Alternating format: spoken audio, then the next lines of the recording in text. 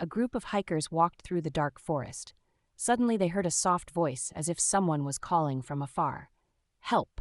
Help!" The voice grew clearer, sounding closer, but they couldn't see anyone.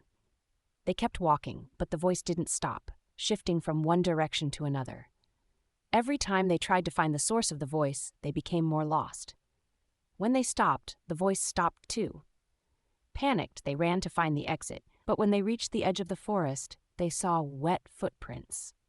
They had been running in circles, back to where they started.